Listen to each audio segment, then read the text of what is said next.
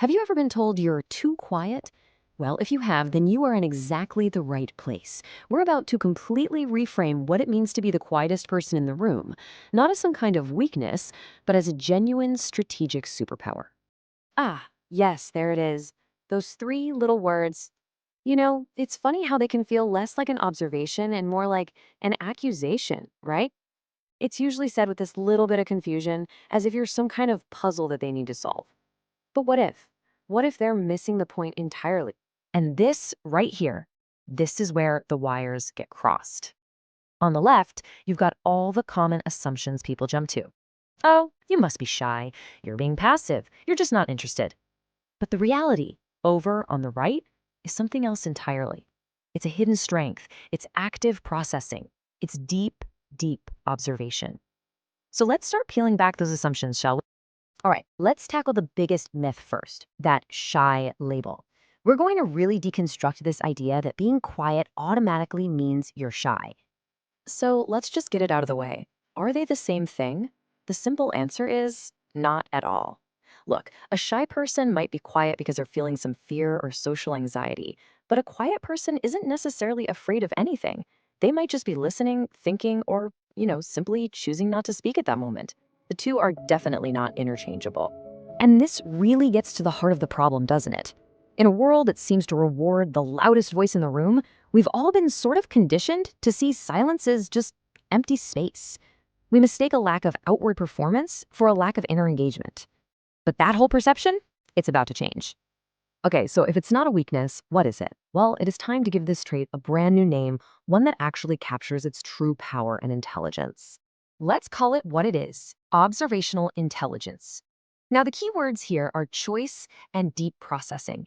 This is not about passively sitting there. No, no. This is an active mental process where your brain is constantly collecting data, seeing connections, and understanding the dynamics at play, all before you've even said a single word. And let's be super clear. This isn't a bug in your system. It is a feature. It's a cognitive strategy where your brain decides to prioritize understanding the environment over immediately trying to influence it. You're making a choice. Process first, act second. So, what does this actually look like in action? How does the observing brain really operate? Let's break it down into a really simple three-step process. It's kind of like this little dance happening inside your head. Step one, you watch. You're taking it all in: patterns, social cues, the whole scene. Step two, you process. You're connecting the dots, analyzing, but without that pressure to react instantly.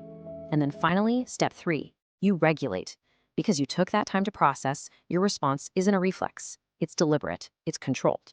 Here's another way to think about it. You've got the performer on one side who is totally focused outward. They're looking for that external reaction, seeking validation, which leads to immediate, often impulsive responses.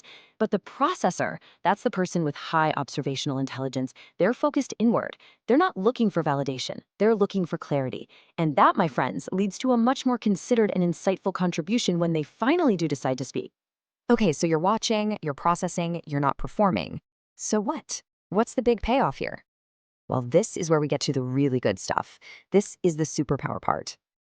And here it is. This is the ultimate advantage. Just by creating that little bit of space between seeing something and reacting to it, you gain an incredible amount of control. You're way less likely to get pulled into pointless arguments or get flustered by something unexpected. That pause you take for processing, it's also a pause for emotional regulation. And this one superpower, it unlocks so many others. Because you're always watching, you end up with this deep, almost intuitive understanding of social dynamics. That means you're way less prone to impulsive reactions. So when you finally do speak up, your words are more thoughtful, more strategic. And ultimately, you develop this incredible ability to read people and situations with amazing accuracy. So let's just agree to leave the myth of the shy, quiet person in the past.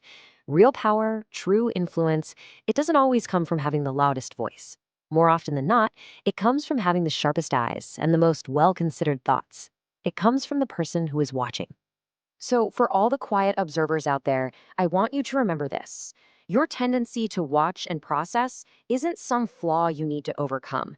It is a powerful tool you need to embrace. So, the only question left is, now that you know your power, what are you going to notice?